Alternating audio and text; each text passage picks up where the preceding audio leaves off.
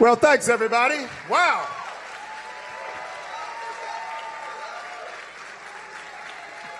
Well, I tell you, you all make me want to say, praise the Lord. Listen, God bless each and every one of you. I'm so glad to see you all out here today. You know, tomorrow's Veterans Day. I want to thank every veteran in the room tonight, this afternoon. Thank you for your service to this great country. Thank you. Thank you. God bless each and every one of you. Thank you. Thank you. Now, you know, I served in the United States Marine Corps. Hoorah, Semper Fi. And you know, one of the things that I love about military service is that there is a unifying mission about it, isn't there? I mean, when you know that you could potentially face combat with your fellow Marine, your fellow soldier, your fellow Navy person, you don't care about the color of their skin. You don't care what part of the country they came from. The only thing you know is that you've got each other's backs.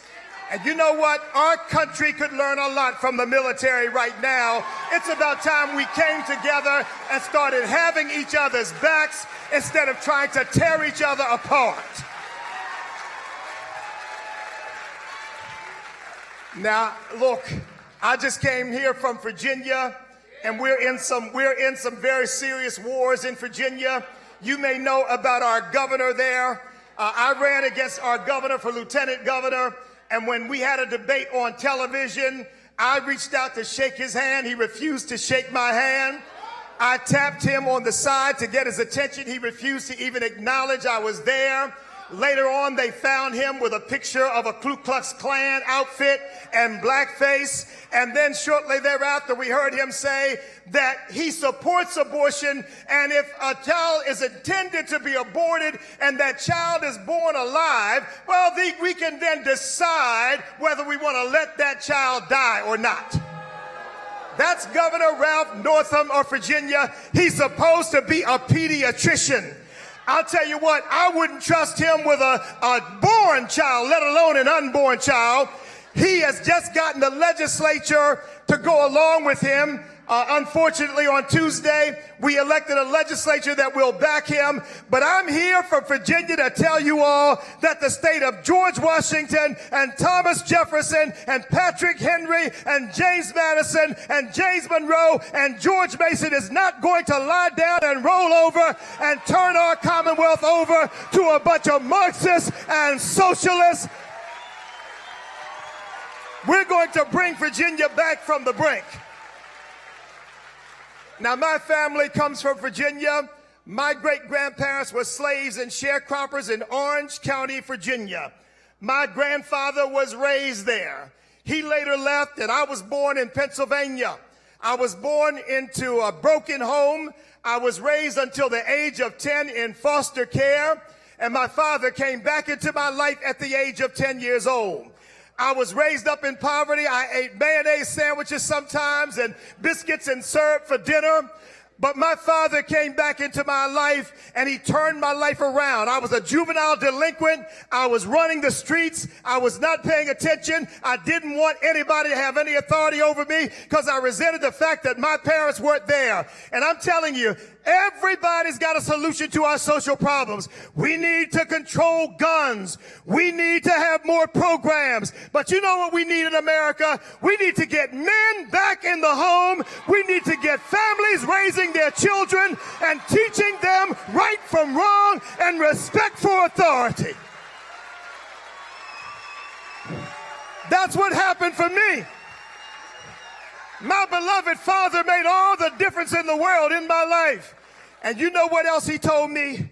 And my father was born in 1915. He was raised in a very different racial climate than anything I've ever experienced. But my beloved father told me when I was a young boy and he took me to live with him, he said, son, This is the United States of America. He said, it's not a perfect place. He said, but you can be anything you want to be in this country if you make up your mind that you want to do it. My father had a 6th grade education, was a 3rd-class welder in Sunship Building and Dry Dock Company, but he raised up a son who he took out of foster care. I graduated summa cum laude from the University of Massachusetts and from Harvard Law School. Because in America, you can start from nowhere and become something and make something out of yourself. I am tired of having liberals tell me what I can't be. Tell me where I can't go. Tell me what I can't do. I'm tired of being treated like I'm some kind of handicapped 2nd-class citizen.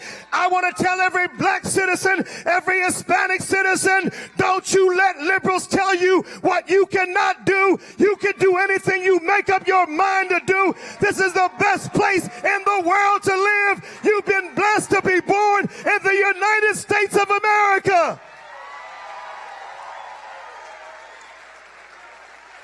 And no, we're not a perfect country. I know that. But you know, I've made up my mind at this time, in this state, in this day and age, anybody who's so dumb that they would judge a person by the color of their skin, you don't need to worry about them anyway.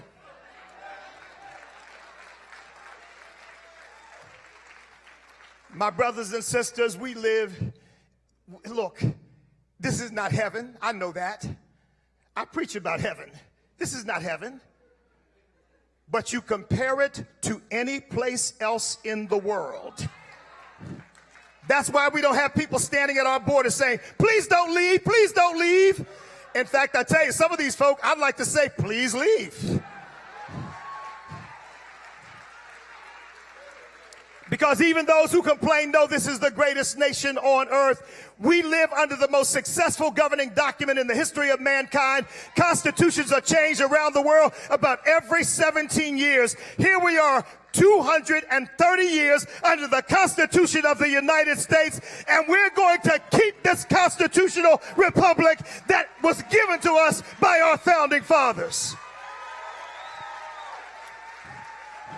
I raised my hand in the Marine Corps office in August of 1970 and took an oath to the Constitution of the United States that I would preserve, protect, and defend it against all enemies, foreign and domestic, and bear true faith and allegiance to the same. Every veteran in here took that same oath. I have more commitment to it now because I believe it's in more danger now than it's ever been. And my brothers and sisters, Benjamin Franklin walked out of the Constitutional Convention on September 17th, 1787. A woman named Mrs. Powell met him, and she asked him, well, doctor, what have you given us, a monarchy or a republic? He said, a republic if you can keep it.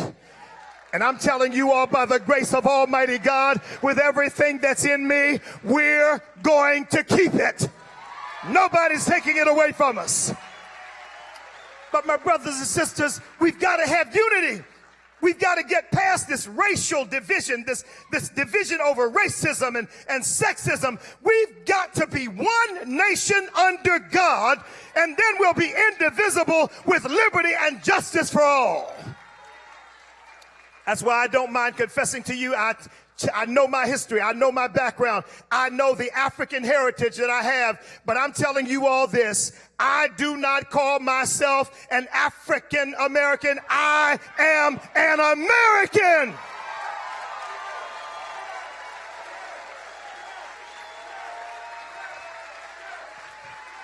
Our ancestors may have come on different ships, but we're all in the same boat now. And we better start acting like it. And so I just want to encourage you, don't give up. Don't back down. Stand up for what you believe in. Those of us who are of African descent know that we've got a challenge to help people understand who come from our backgrounds or similar backgrounds, to help them understand you've been lied to, you've been manipulated, you've been used. They're keeping your children in non-accredited schools that are miseducating them. They're keeping you locked in ghettos. They're destroying families. They're aborting your babies. It's time for us to tell them we need to be free. Let my people go.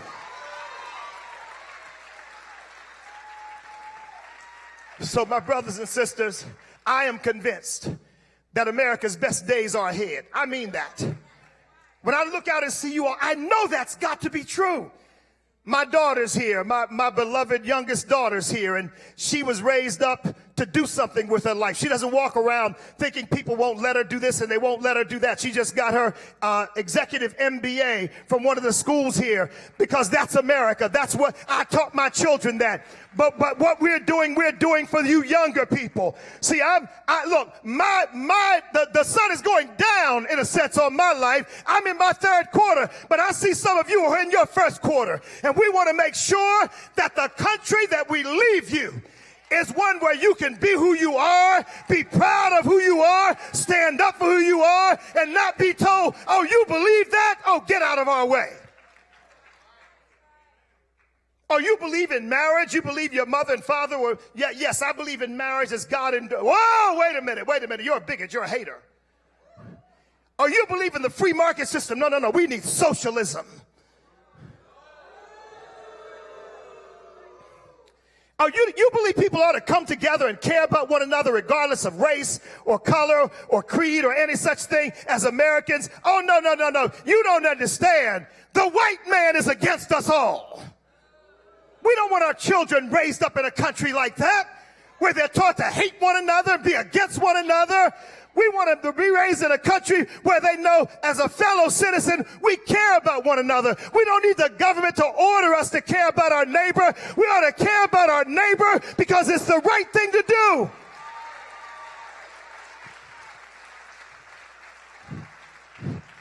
I want these young people to be able to feel the same thing we feel. Yes, I'm a patriot. You can sense that. To feel the same thing I feel when they hear that national anthem and look at that flag and get emotional about it. Because I know the blood that's been shed. I know the tears that have been shed. I know the sacrifices that have been made. I know the lives that have been given in order to secure this unique liberty that we have in this country. And I want them to feel what we feel when we look at those symbols. The flag is not a racist symbol. It represents my country and your country. And if we can't rally around the symbols that represent us all, what kind of future do we have? And please don't let me get started. Because when a spoiled multi-millionaire who couldn't make that kind of money in any other country on earth has got the nerve to tell me that because he's got an issue, he won't stand for the flag, or they won't stand for the flag, or they won't stand for the national anthem. I'll tell you what, as far as I'm concerned, find yourself a country you like better and go there and don't come back. Don't disrespect my flag. Don't disrespect my country. There's some things about my country that I want to change, yes, but I love America because I know what America means to all of us. We have created the most successful, most prosperous country, raised the standard of living for more people than any other nation that's ever existed on the face of the earth. I know we endured 8 years of apologies for America. But I'll tell you what, I don't care how you feel about him. Thank God now we got a president who doesn't apologize for our country, but is proud of America, loves our country. And let me tell you something, folks. There's nothing racist about putting America first. This is my home. Of course I put my own country first. So don't be afraid to stand up. Be encouraged. Because I really believe that truth forever on the scaffold, wrong forever on the throne. But the scaffold sways the future. And behind the dim unknown stands God within the shadows, keeping watch over his own. Truth is going to win out over falsehood. So keep standing, because I really believe that this nation will have a new birth of freedom. I saw a young man in the back wearing a Second Amendment shirt. Let me tell you something. Our founding fathers weren't perfect people, but when they set this nation up on the basis that rights aren't given to us by the beneficence of government or by some king or potentate, but they are inherent in who we are as human beings, given to us by our Creator, that we hold these truths to be self-evident, that all men are created equal and endowed by our Creator with certain inalienable rights, that among these are life, liberty, and the pursuit of happiness. They secured our rights in something that cannot be changed. And yes, I have a right to freedom of speech. I have a right to my own conscience. What is wrong with these liberals? What is wrong with them? Because you know what? I mean this with all my heart. I may not agree with them, but I will defend their right to say what they think. I mean that. Why is it that they want to shut Candace down? Why is they want to shut us down? They don't want us to be heard. Well, I've got news for them. There's no power on earth that can shut us up or shut us down. We're going to keep crying aloud. We're going to keep saying it until nobody disagrees with us. We're going to keep persuading people that America is the land of the free and the home of the brave.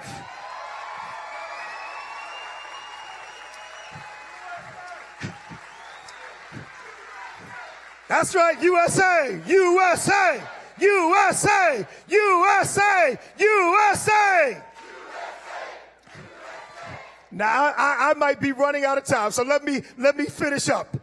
This nation is going to have a new birth of freedom because of you. Because of you.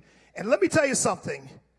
To all of my brothers and sisters who happen to be of darker hue, when we start uniting, not on the basis of what somebody looks like, but on the basis of what they think like. When we start uniting on the basis of ideas and principles and ideals, we will break the back of the leftists who want to turn this country into a Marxist socialist nation, because they're trying to guarantee their power by manipulating black folks and Hispanic folks and women and convincing us that we're victims of racism and sexism. But I want you to say aloud and not back up, I am nobody's victim of racism. I refuse to be a victim of anybody for any reason.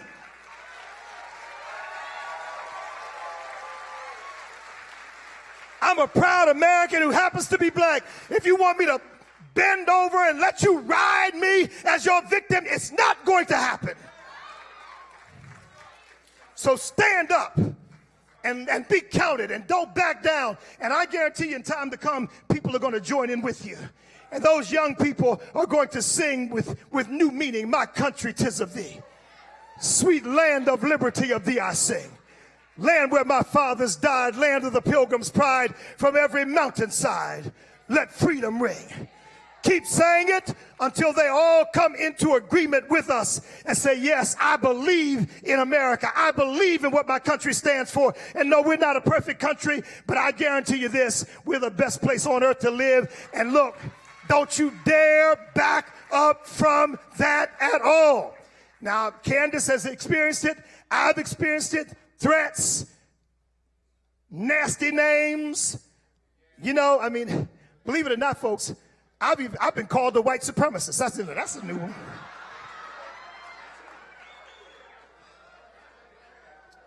Sell out, simply because I say, if you don't want to be judged by the color of your skin, why would you judge someone else that way?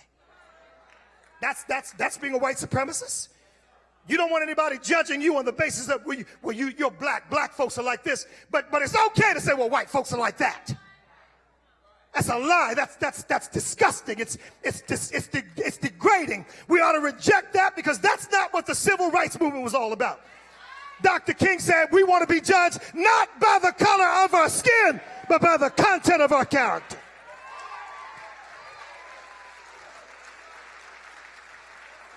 But I hope that you will join in with me in keeping this commitment. I'm probably older than most of you in this room, but it's a commitment I made a long time ago, and I hope you'll join in it with me. I say I don't care what anybody says about America.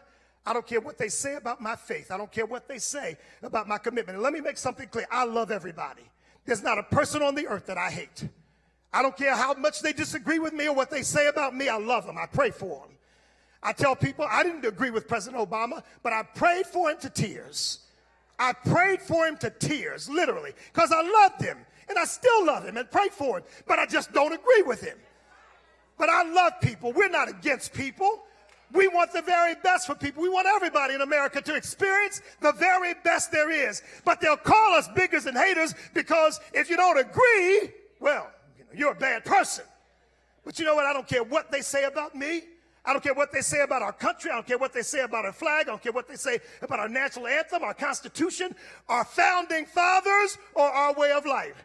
I am going to stand up for that flag and stand up for that Constitution and stand up for our way of life until I breathe my dying breath. But I will never give up. I will never give in. I will never back down. I will never be silenced. I'm going to do it until the Lord calls me home. And I hope you have the same attitude, because if we have that attitude, we're going to win.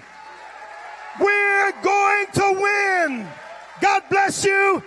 God bless Atlanta. God bless the United States of America.